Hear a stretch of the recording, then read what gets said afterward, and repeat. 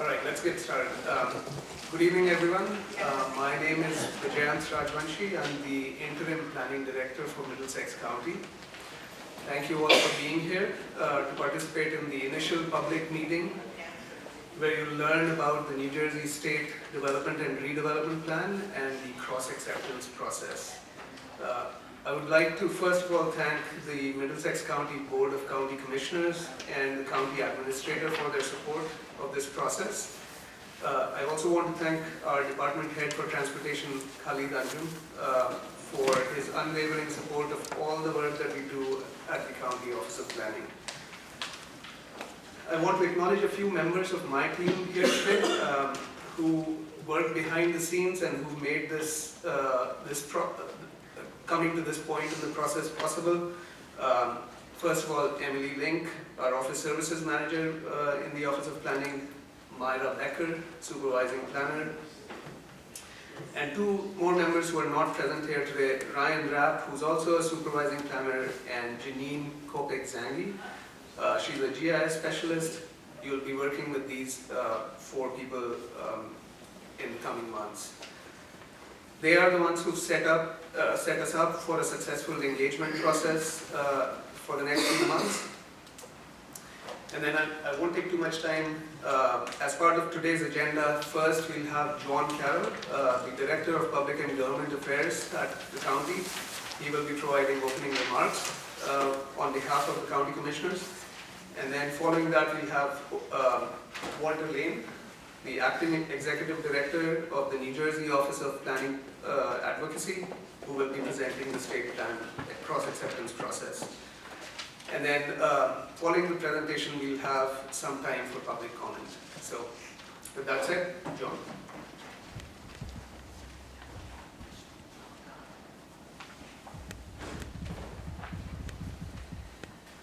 Thank you, VJ. Appreciate it, and good evening, everybody. Yes, as it says on your agendas, I am not Charlie County Commissioner. Commissioner Kenny sends his regards to the personal matter this evening. So, first and foremost, I want to thank the State Planning Commission and Walt for being here. And again, as VJ said, I want to recognize and acknowledge our Department of Transportation, particularly our Office of Planning, who has and will continue to work incredibly hard on this. So thank you for all that you do. As you all know, Middlesex County will be working collaboratively with the State Planning Commission and all of you in this room to provide input to the New Jersey State Development and Redevelopment Plan.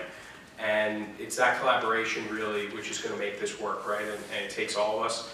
You know, I do want to recognize a couple folks in the room with us today. Our County Clerk, Nancy Pinkin, thank you for being here and being part of it, as well as our County Administrator, John Palomino. And again, it's going to be this collaboration of us all working together, which really makes this go. Our county has made a long-term strategic thinking, really a commitment to strategic thinking through Destination 2040. Destination 2040 is our strategic plan, which ensures that everything we do connects back to our families and to our community to drive economic growth, educational opportunities, and more. This is the reason why at the county we felt it was so important to work closely together to ensure that the statewide planning policies outlined in the preliminary plan align with local, county, and regional plans.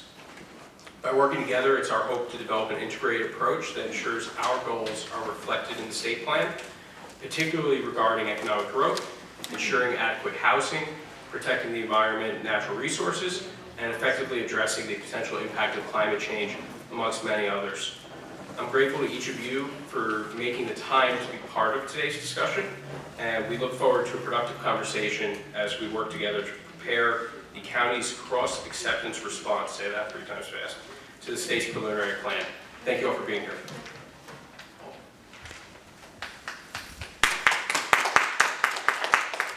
Thank you for that warm welcome. I appreciate being in my home county to talk about this planning process. So I'm Walt Lane. I'm the Acting Executive Director at the Office of Planning Advocacy. So tonight I'm going to walk you through the state plan, give you an overview of what the draft policies are, and talk about how you can be involved in helping shape the plan. And really, the goal of this effort is to help our local planning partners at the county level and at a municipal level to achieve their planning goals and their success for their communities consistent with the state plan's policies. So Just a real quick housekeeping. So the Office of Planning Advocacy is part of the Business Action Center, which is located in the Department of State. So I'm not going to read everything on the slide that talks about what the Business Action Center is, but really as overall the office is there to support economic growth and help businesses, large, medium, and small businesses, help you navigate the somewhat difficult regulatory process in New Jersey. So it's really helped grow the economy, provide opportunities for employment for our residents, and create economic vitality throughout the state. So real quick, there's the Office of Business Advocacy. That is the site selection group that works at the Business Action Center. So they help companies that are looking to locate to New Jersey or grow in New Jersey and expand, help navigate the local permitting process. There's the Office of Export Promotion. That group's goal is to support the export of goods and services outside of the state and outside the country, help them navigate that process, which is ever changing. And then the Office of Small Business Advocacy, that is really looking at how to help local businesses. And really what that is that they staff the call center, so they answer hundreds of calls each day for people that are looking, how do I register my business, how do I get this business record, and so on and so forth, or actually accessing different grant programs and other opportunities throughout the state, so they connect people to the Department of Community Affairs or the Economic Development Authority and the like, and help navigate that process. There's our office. The Office of Planning Advocacy is the staff to the State Planning Commission, whose goal, the role of the State Planning Commission is to adopt and implement the State Development and Redevelopment Plan, which is a guide, a voluntary guide for guiding growth and preservation activities in the state. And then last is the Cannabis Training Academy. That's really looking at how to support people that are looking to start cannabis business consistent with the law that was passed a few years ago. So they offer a whole host of training opportunities. So all this assistance through all the various offices is free and open to any resident or businesses within the state. So the state plan dates back to the late 90s or late 80s, which was adopted as a companion piece of legislation for the Fair Housing Act. And the goal of the state plan was to basically provide for the identifying areas that are appropriate for growth and appropriate for preservation in the state, and looking at best practices for redevelopment opportunities and for preservation and open space and recreation opportunities. So you're going to hear a lot tonight. I'm going to say that this is balancing economic development needs and growth needs as well as preservation needs. The state is the Garden State for a reason, so this is what the plan is supposed to help balance all those competing needs. So the state plan itself, the last time it was updated was in 2001, so it's been about 20-something plus years since the plan's been updated, but the overall goals are what are on the slide. So we want to protect natural resources. We want to promote development in a way that is consistent with good planning principles, basically building in areas that already have existing infrastructure and preserving the areas that are not appropriate for growth, identifying limited growth areas for agricultural preservation, for open space preservation and redevelopment opportunities, and a whole host of other policies. So one thing is the state plan is not a regulatory document.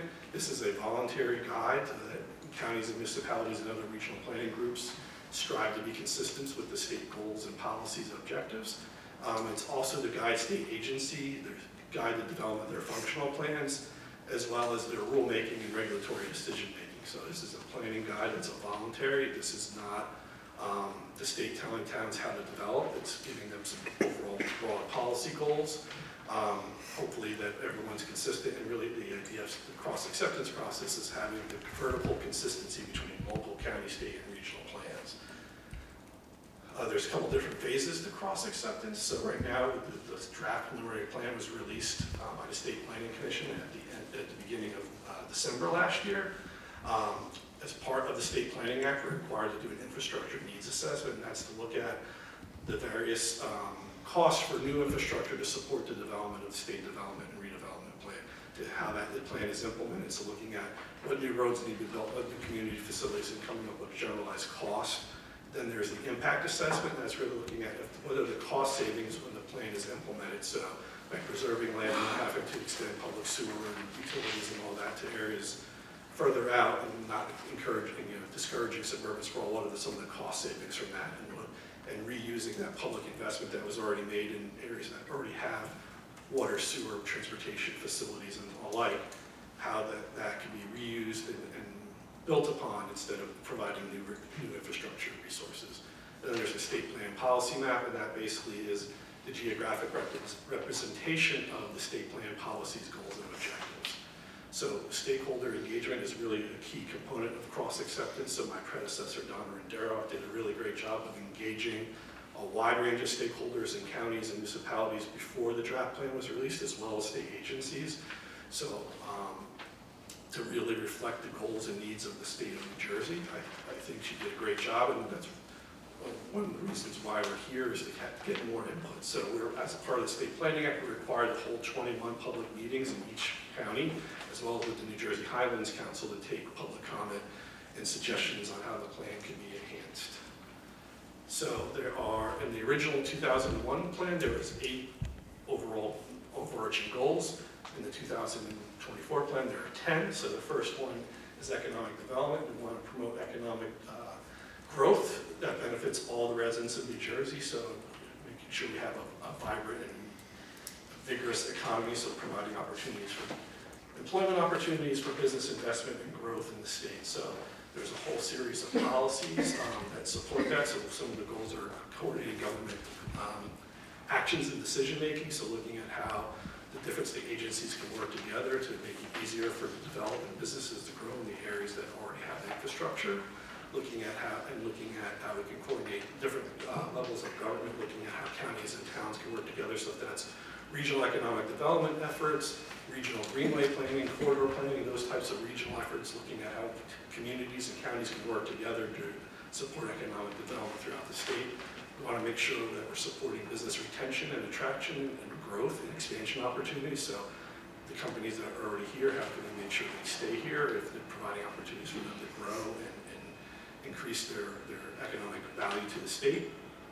Workforce development is another critical component, making sure we have the workforce to attract companies that want to invest here, so aligning job training opportunities for future emerging industries like advanced manufacturing or AI, making sure there's the talented workforce that's here to support business growth and activity.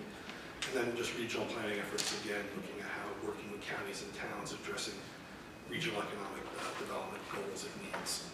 Housing is another priority of the plan, looking at how we can make sure we provide a range of housing types for all residents and all needs throughout New Jersey, looking at how we can promote a variety of housing types and also advancing the state's affordable housing legislation. We want to look at how housing can be used to support economic development activities, making sure there's a wide range of housing types so the workforce can be here and live here and provide that opportunity for future employers to make for hiring. We want to make sure we're reducing barriers to development, looking at how we can make it easier to develop in places that already have existing infrastructure, building near transit facilities as one of those examples. We want to make sure that we're looking at the health impact and looking at health in all policies, looking at how when housing is being planned for, that it's connected to opportunities for employment, for recreation, and for education, making sure that you're incorporating open space into the planning process. I think COVID showed us the need for having open space accessible to all residents and the value of having being able for people to walk and bike and instead of driving to places, which will reduce greenhouse gas emissions, which ties into some of the broader planning goals. Then housing and transportation, making sure we're looking at coordinating housing and land use decisions, making sure housing is being located near transportation infrastructure and a variety of transportation infrastructure, looking at bicycle lanes, looking at greenway opportunities and the like to support people being able to access employment opportunities, education opportunities, open space without having to drive. Infrastructure is another one of the key goals. Making sure New Jersey has a first-class infrastructure system. I always channel a former DOT commissioner who said that the transportation is the game board that the economy is played on, so having a robust and maintained transportation infrastructure allows people to access employment, access goods, access recreational opportunities and housing opportunities. So how can we build off the state's existing transportation resources, especially looking at transit-oriented development opportunities or areas that could be served by future transit with the right land use densities built around those future facilities. We want to make sure we're implementing the state's clean energy master plan and the update that's going to be coming out, tying into ways to reduce greenhouse gas emissions, electrifying the transportation system, are just a few of the goals that are part of that. Then we have revitalization and recentering, looking at how we can promote redevelopment opportunities in areas that already have existing infrastructure, building off places that are designated as centers or endorsed plans in the state, through the state planning process to receive plan endorsement status, making sure those communities have resources to continue to grow and foster growth within those areas and preserving open spaces and the like. We want to make sure that we're focusing on redevelopment opportunities for land that already has infrastructure in place, so looking at places where there's underutilized shopping centers or abandoned corporate campuses, how they could be retrofitted to support smart growth activities and become more center-like, so having a mixture of uses in those locations. Climate change is one of the new goals. I think this was always kind of in the original plan, but not called out as an individual goal. So how can we meet the state's decarbonization strategies, looking to reduce greenhouse gas emissions, focusing on hazard mitigation and land use planning, coordinating those decisions, so we're making sure that when we're planning for future growth, we're not putting future populations in risk, looking at it, or encouraging growth in areas that maybe currently have flooding issues or future flooding issues based on the impacts of climate change. Working on flooding is one of the other key components, of looking at how we can make our communities more resilient, not only at the shore, but in the riverine areas, how those, looking at how those can become hardened, looking at those types of infrastructure improvements, but also coordinating land use so we're not putting people in harm's way for future growth. Natural water resources, we want to make sure we're protecting critical habitats throughout the state, preserving open space opportunities. We want to make sure that agriculture remains a viable industry in New Jersey. How can we support those investments that are made in farmland preservation, not only for preserving the land, but providing healthy food. So there's hopefully you're trying to see a lot of these strategies and policies are all tying together and really trying to put a coordinated framework for decision making in the state. We want to address air and water quality issues. We want to reduce air pollution and water pollution where possible, looking at retrofitting areas that have lead pipes. Those are just some of the few of the strategies that are part of that. We want to make sure that we're protecting and cleaning up the environment. Brownfields and redevelopment is a really critical issue in the state plan. Brownfields are areas that either have or perceive to have contamination issues, that a lot of them already have that infrastructure in place, so how we can turn those sites that may be liabilities in their communities into opportunities, either for open space opportunities, for housing opportunities, employment, economic development opportunities, consistent with the local goals and reusing that infrastructure already there, building off that previous public investment in infrastructure. And then waste management, recycling issues, we're looking at how we can, those types of facilities can be better sited. So in new ones, the lessen impacts on overburdened communities and overburdened communities that have those facilities, how we can address some of those long-standing environmental issues and community impacts going forward. Historic and scenic resources, we're looking at how we can use arts and culture and our unique history in New Jersey to support community revitalization activities. With the 250th anniversary of the United States coming up, New Jersey is the crossroads of the American Revolution, so how can we use that to support tourism opportunities, if it's ecotourism, agritourism, or heritage tourism opportunities, looking at how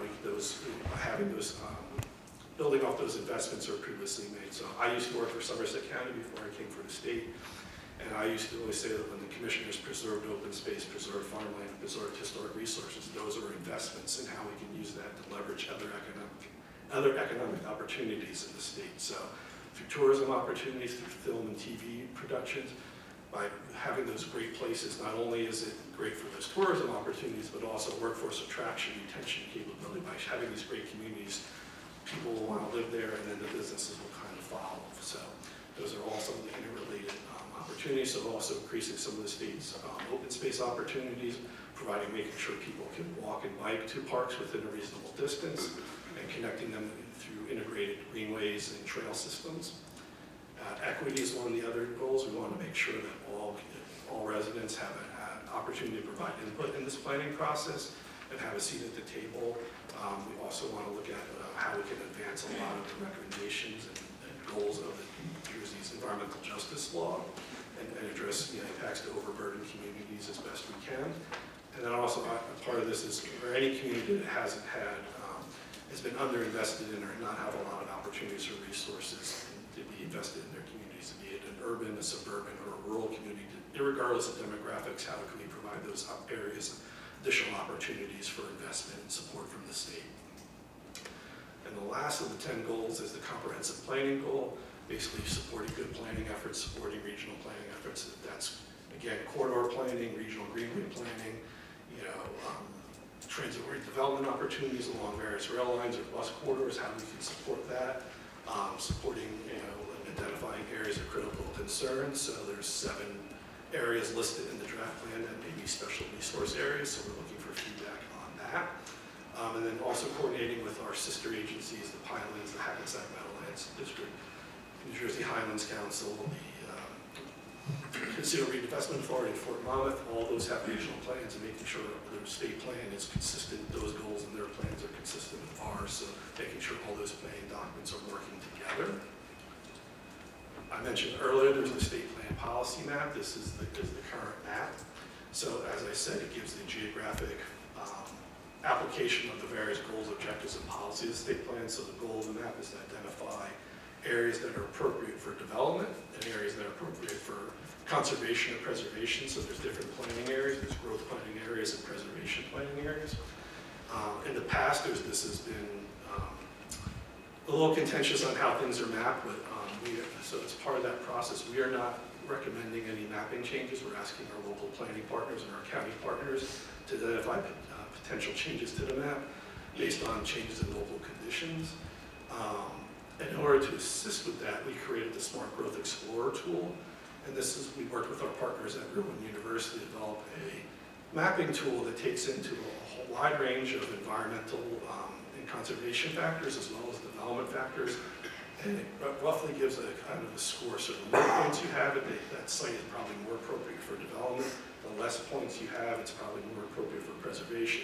And the idea is this to help our local decision makers at the county and the municipalities that when you're looking at mapping area changes, give you some idea if it's something we'd be more likely to support and actually approve, or if not.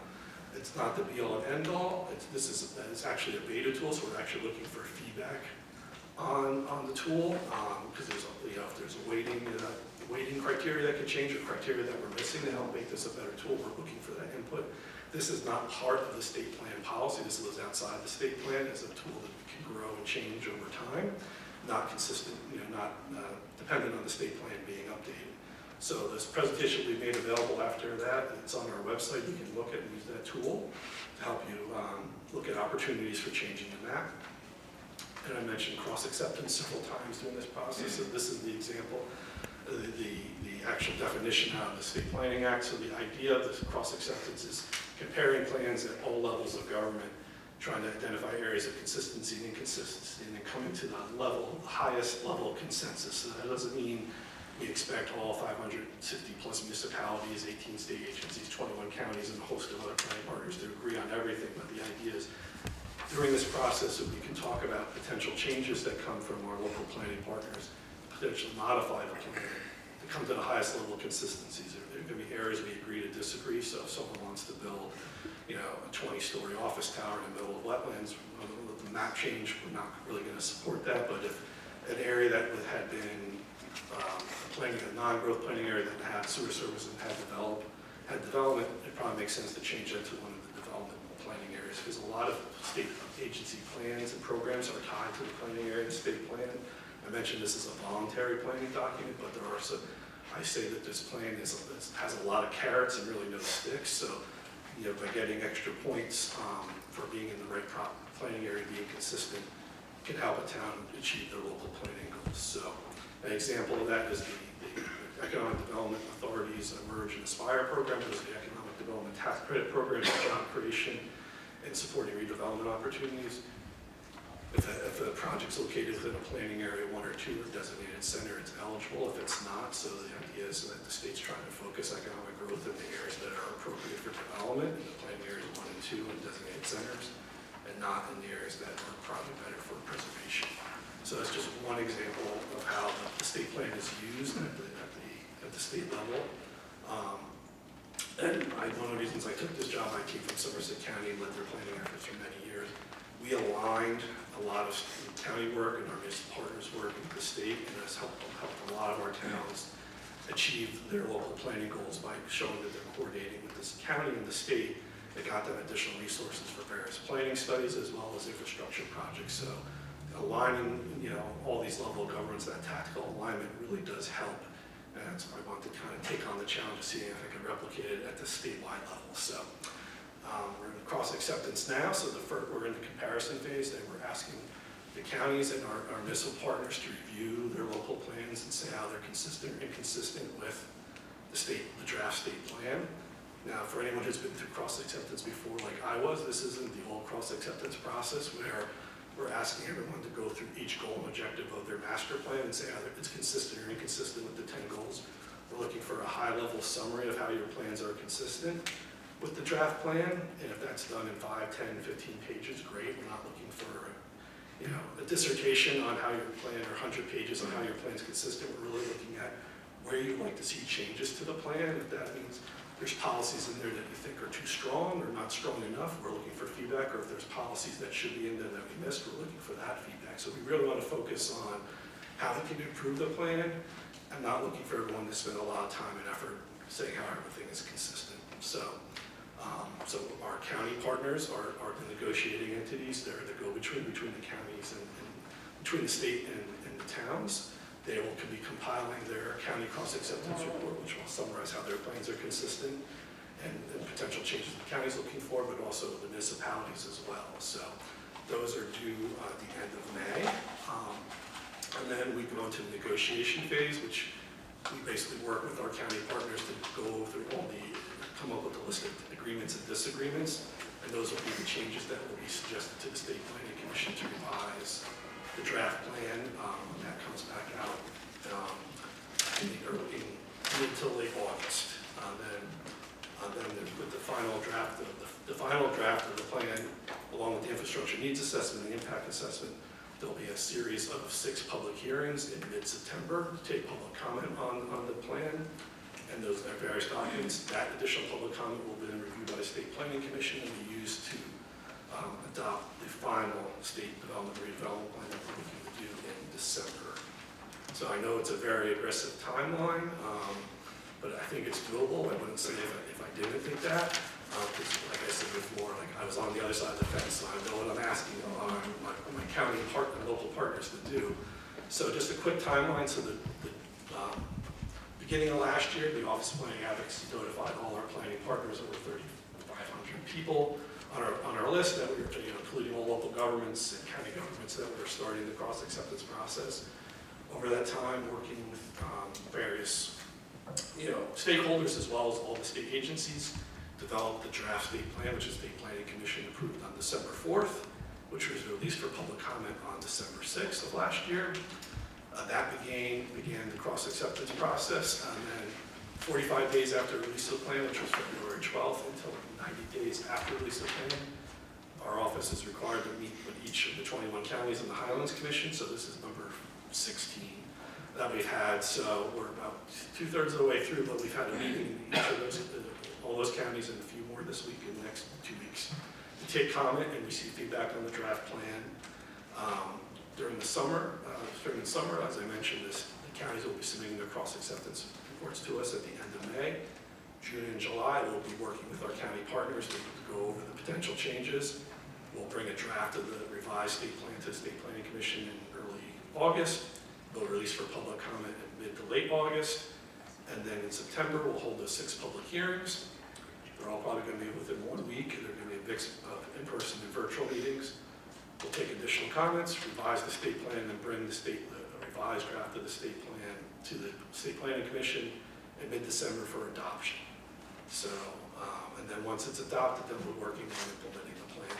I don't want this to be a plan that sits on the shelf. I want to hopefully identify through the cross-acceptance process projects we can help now to help start working and moving forward the process. So when the plan's adopted, we can show the State Planning Commission can point to opportunities and projects that are already being implemented or about to be implemented. So there's a couple different ways to provide comments to us. The first is just the draft of the preliminary plan, that QR code. So the draft plan's about 180 pages, about 90 of them are an actual plan, the rest are the appendices, which is about 1/3 the size of the last state plan, which was over 300 pages, so it's a much more streamlined document. It's meant to be it's more of a planning policy framework than a true plan, but there's opportunities to provide comments. So we did produce a citizen's guide, which is the middle QR code, which tries to explain what the state plan is and not allow plannerese. And then the last one is a QR code for an online form that you can submit comments to us. And you can also submit comments to us via an email. And then also on the table, there's paper copies, so if you didn't want to send anything electronically, you can just write out your notes tonight and give it to us. So we're trying to take comments make it as easy for people to participate during this process as possible. This is just kind of the beginning of the process, but we offer opportunities to provide comments basically between now and when the State Planning Commission at that meeting in December to suggest comments and changes. So this is not the end of the process, it's really the beginning. So I know I went through a lot of information really quickly, but I'm happy to take any questions or provide any other details if you like on this. But really, I want this to be a short presentation for me because I really want to hear from our local stakeholders. So with that, Michael. Hi, thank you for the presentation. It was very interesting. I think one of the cardinal sins of planning in America, and certainly in New Jersey, has been the separation of transportation and land use planning and not doing it comprehensively. You mentioned transportation in some of the goals, but how is New Jersey Transit and the two port authorities in the north and the south and other agencies that handle transit, how are they going to be integrated into this state plan as opposed to just reacting to it or operating separately? Well, we are, the state, the DOT is updating its long-range transportation plan. All the three of the metropolitan planning organizations, which are the funnel, which all of the federal transportation dollars come through, have one's adopted and two are updating their plan. So there's a lot of tie-in, especially I can speak to the NJTPA from being on the county side. So project prioritization criteria and some of their planning efforts, there's additional points in those scoring criteria if you're in a planning area 1 or 2 or designated center. So that's how they're starting to integrate that. But really this is talking more broadly at the state plan level of that transportation decisions can't be made over here and land use decisions over here, and really trying to bring that in. So focusing more opportunities for coordinating those land use and transportation decisions is really what we're trying to do. So we're that's where we're bringing this. But they're all involved in this planning process, and we'll be reaching out with them and coordinating with them as we go. Could you give me an example, like for instance, my municipality that I work for is very interested in transit-oriented development, has done a redevelopment plan, wants to reactivate a former passenger service in the town, but that doesn't show up in the current county master plan, and New Jersey Transit has been less than enthusiastic to even talk about it. How do we engage in a topic like that using the state planning process?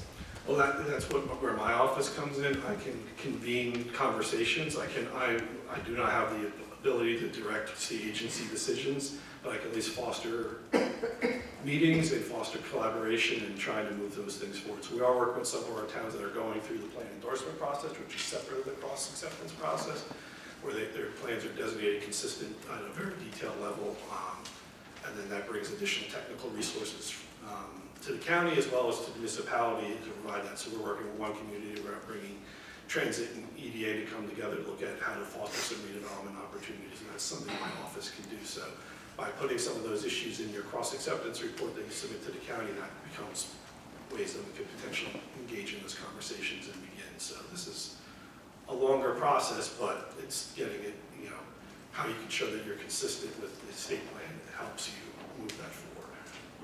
Thank you.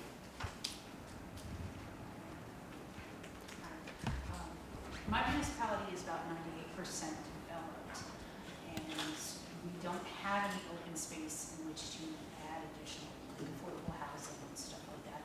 What does the cross acceptance plan, how will it benefit a smaller built-up municipality like mine as far as future work? So, if there's a desire to go through the plan endorsement process that, you show how your plans are consistent, then that opens up different, like I said, different technical assistance opportunities from us.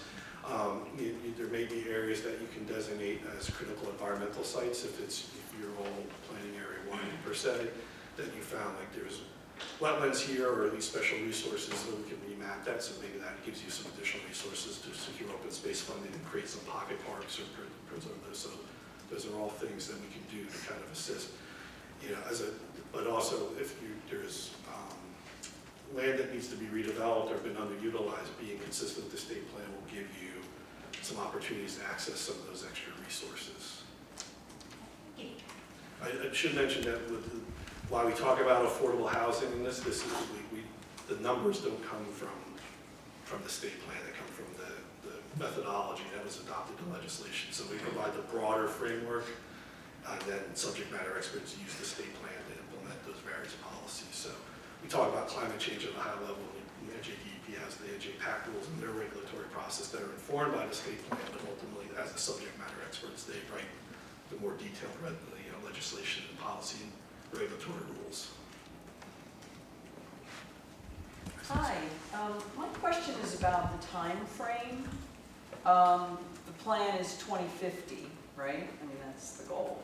But considering climate change and NJPAC, we already have regulations that are looking farther out than that.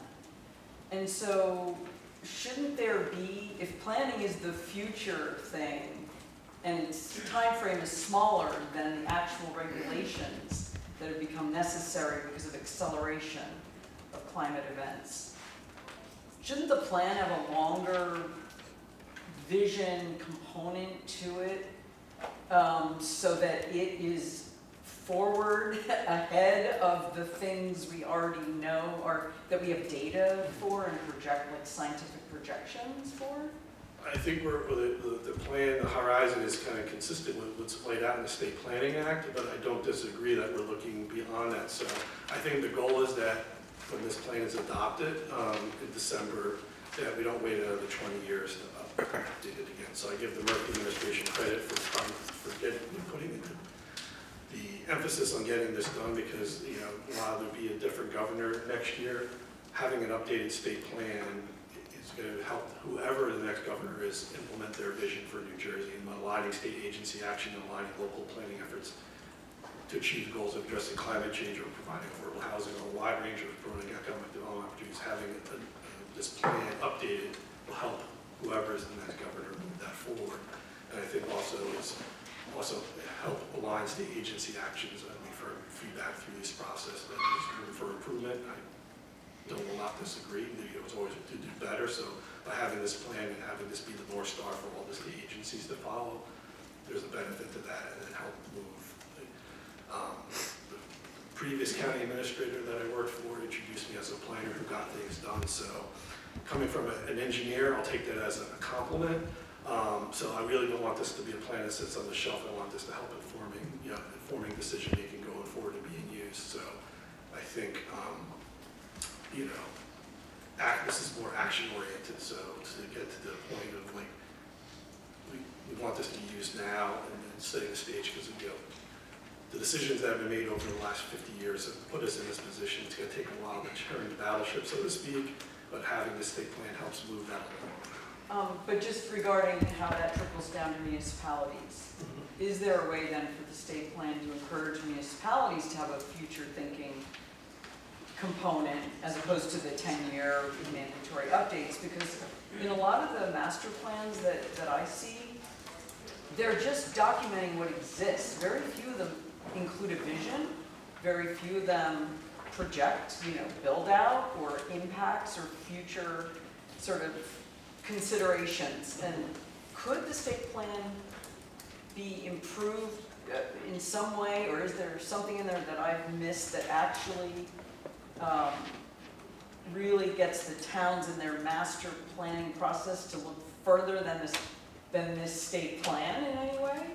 Well, I think the state plan is meant to be a guide to help them with that conversation and help them look at things, point out things that they could consider during the planning process. There are some broader recommendations in the plan of having the municipal land use law updated. So I think that's all in there at a high level. So if it's not strong enough, that's where we're looking for comments on how to improve that. So that's one of the reasons we're doing these meetings.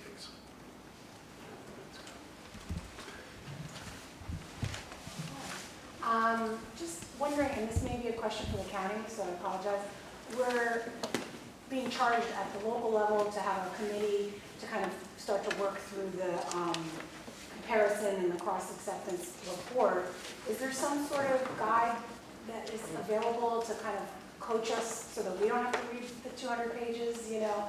And so I'm sorry if I'm jumping the gun, but No. I was really hoping that there I mean, was there some is, on the cross-acceptance manual, there's a template in there. Some, is there? Okay, that's And then what I I'll was, let- sorry if I'm jumping the gun. No, I no problem. apologize. So there's a cross-acceptance response template which the state has provided us. Okay. We also have a team on board which will be working with the municipal cross-acceptance committees over the next month and a half. They will help you understand what that form is, how to fill that out. Also for the policy map, there's a RGIS survey tool through which anyone from your staff can go in and add any modifications to the map based on the development within your community. And so all of that together will form the response that goes back to the state. Great. So we have a team to assist you with that. Okay. And we'll be organizing 3 training sessions in early April. That invite should be coming to you all shortly. And I apologize, I was a couple minutes late, so you may have said all of that before I sat down, so thank you. But also, Middlesex is one of the few counties that actually bring in consultants on to augment their stuff, so I commend them for doing that, taking that leadership role and provide that additional resources. We have some limited resources at the state, but it definitely is appreciated that, and the leadership that Middlesex has shown is noted and appreciated.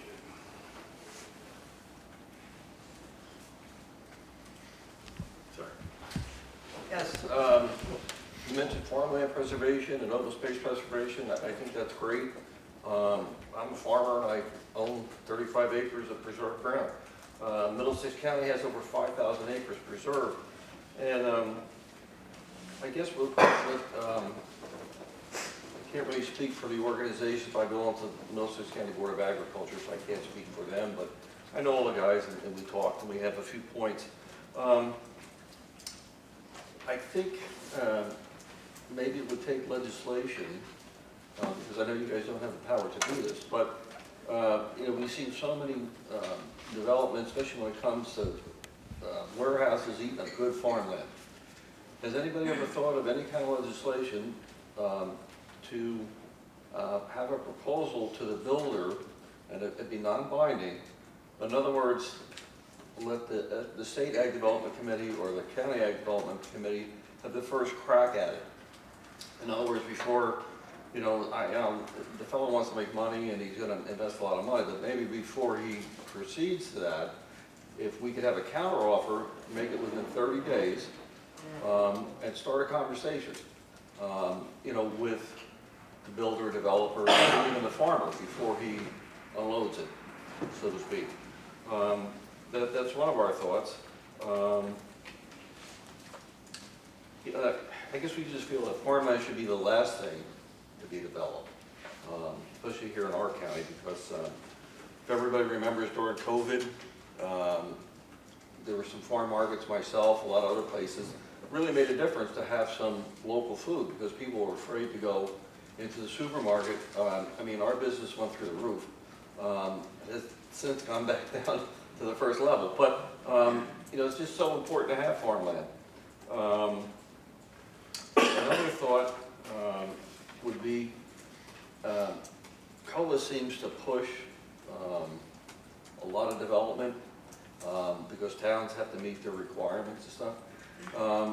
Would a town be able, or a county, to, I'm going to use the example of 100 units, and I believe roughly it's about 10% would be affordable housing. So instead of building the 100, would a town buy 10 units, own them, and sell them to the, you know, to the low-income people? That would be much cheaper than building a 90 that requires schools, fires, libraries, I mean, you name it. So I go back into farmland, actually makes money for towns because it doesn't really require anything. And that's just a few of my comments. Thank you. Thank you. There's a a lot of legislation out there that's been introduced on dealing with warehousing, so I think there is something similar. I don't know for 100% for that. There's ways that towns can address their affordable housing needs of buy down units and doing fully, 100% affordable and providing land. So there's a lot of strategies, like what you mentioned is one of the strategies towns can use to implement affordable housing opportunities. So hopefully, but this play, the state plan does recognize farming. That's so there's plan areas 4A and 4B. 4A is farmland, 4B is farmland that has environmental resources. So there is a large amount of land mapped in New Jersey that's in 4A and 4B, very consistent with the ag development areas designated by the counties in their farmland preservation plans. So that's where some of those overlap. So what the idea is discouraging growth in those farmland areas in areas that already have existing infrastructure, similar to what we face.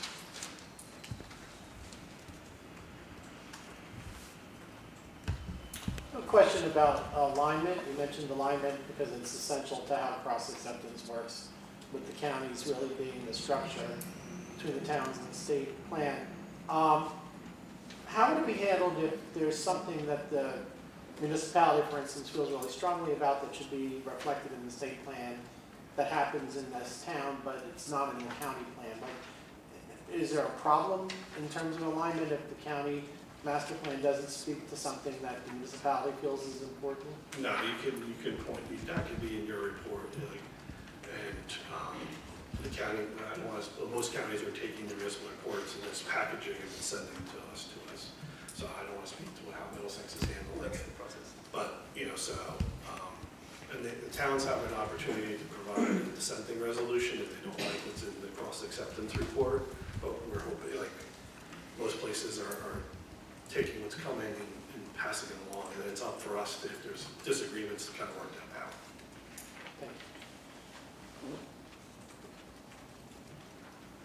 Another perspective from the ag community. I'm also a farmer here in the county, and our county Board of Agriculture had an entire meeting on this state, and I also sit on the State Farm Bureau, which is an advocate for the farm community there.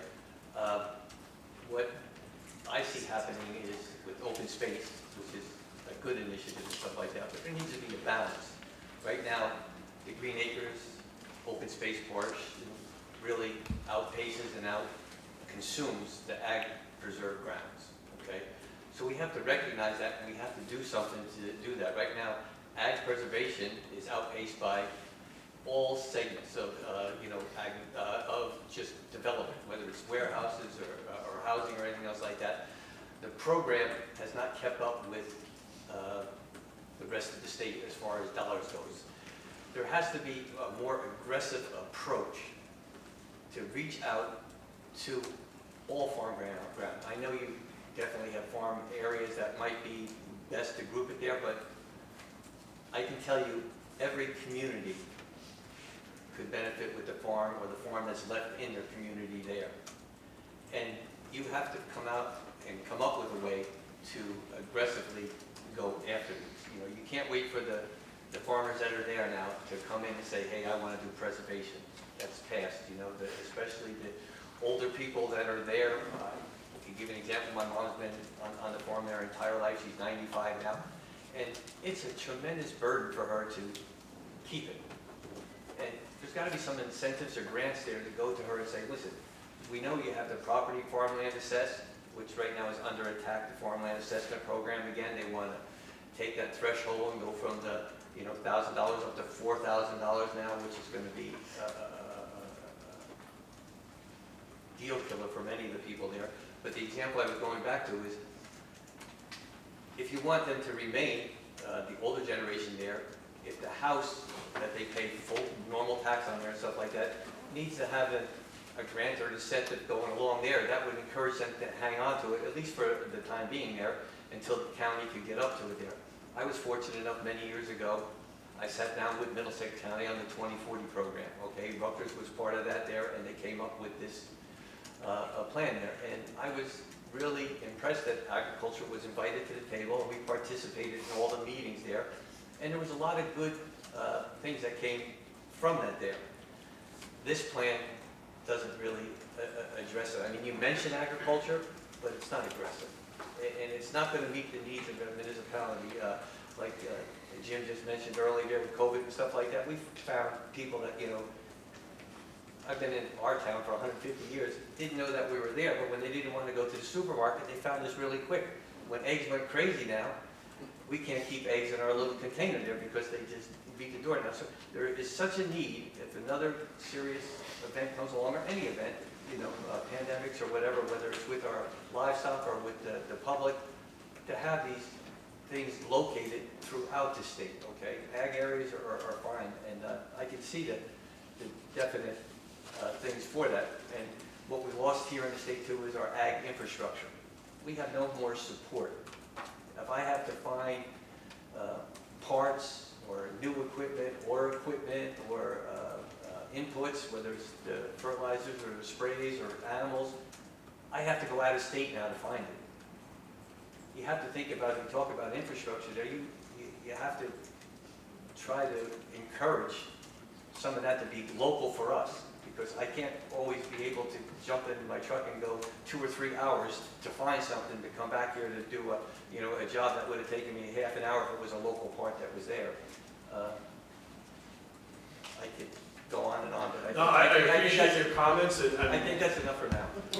I think that's what I mentioned earlier. We're trying to maintain ag as a viable industry. I think all those concerns you raised are all part of that. So if you think the plan is not strong enough, I would encourage you to submit those comments. I'm very familiar with everything you mentioned, because one of the things I oversaw when I was at Somerset County was the Farmland Preservation Program. So I know stuff that we did to try to be more aggressive in that, lower the sizes of the farms we were preserving. Some of this would also require changes by the SADC as well. So, but all very good points, and I would encourage you to submit comments on that to how we can strengthen the plan.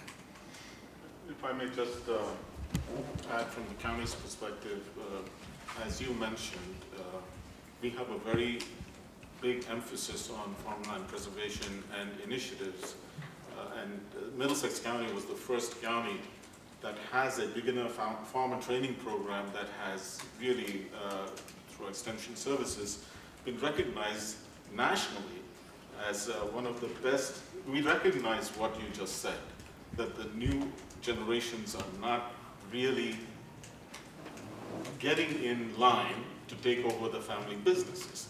Recognizing that, the county has gone ahead and introduced a program to encourage new people to take on agriculture as a method of livelihood, as a business and an incubator program that can really rekindle that historic activity.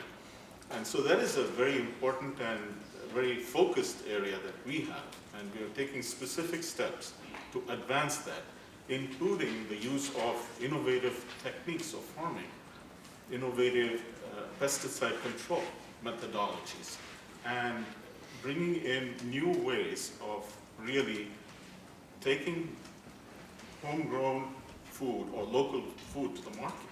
So that is a big push, and it's part of our Destination 2040, and it is a focus area for us. So I want you to know that Middlesex County is at the forefront of enhancing and preserving farmlands and the art of farming. That's all. I just wanted to identify myself, Susan Bristol, Municipal Policy Specialist from the Watershed Institute. And I just wanted to say something about, well, first to praise the recognition of watersheds and regional planning in the state plan. But we don't currently have a lot of tools for this kind of planning. And I also want to just point out, like, the basic definition of a watershed is the land area that drains to a river or a stream. And rivers are often boundaries, political boundaries, so that it's hard to gather towns and counties on two sides of a river, for instance, that are all draining into that waterway to get them together. So for instance, Middlesex County includes the upper and the lower Millstone River watersheds, and specifically North and South Brunswick. but the Millstone River, the upper Millstone, is actually a boundary between two counties, and the lower is a boundary between municipalities. So at the Watershed Institute, we're actually gathering municipalities to do watershed planning and to collaborate for their MS4 permits on watershed plans. And the reason I wanted to bring this up specifically is that the Lower Millstone meeting is coming up on Wednesday, April 9th, 4 to 5:30, and you don't have to be in that Lower Millstone watershed if you're interested in this approach and what we're trying to do to improve water quality and reduce flooding. You can reach out to me, and I can give you a card after this meeting. But I just wanted to mention that because the state plan envisions some way of doing this, but we're actually doing it now and trying to expand.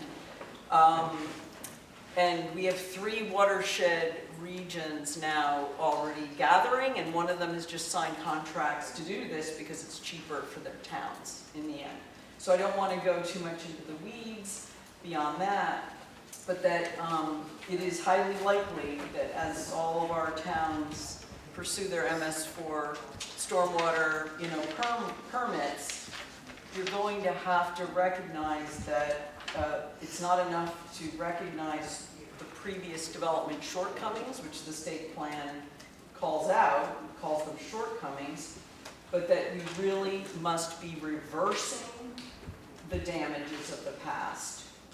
And that requires restoration and a different lens for looking at redevelopment and future development. It is not enough to admit that we have shortcomings. We have to do something else to reverse that trend, which is a pretty frightening trend. Thank you. What the state plan is trying to do is foster those types of collaborative efforts. Yep, yep. Yes, sir. Well, one more thought. When it comes to farmland and open space, if you would go and talk to the DEP, when a lot of farmers can rent property from counties, Middlesex is good, or state property, but they have a bid process. And if there's a piece of land that is not noticed or somebody's not looking at it, it comes around every 5 years. Well, if it doesn't get bid on, in 5 years, that piece of ground is a mess. There's invasive species, meaning plant-wise, and it's not managed. And just a suggestion is, they say that that it's on their website or whatever, but I hate to tell you, not too many farmers sit down and read the DEP website.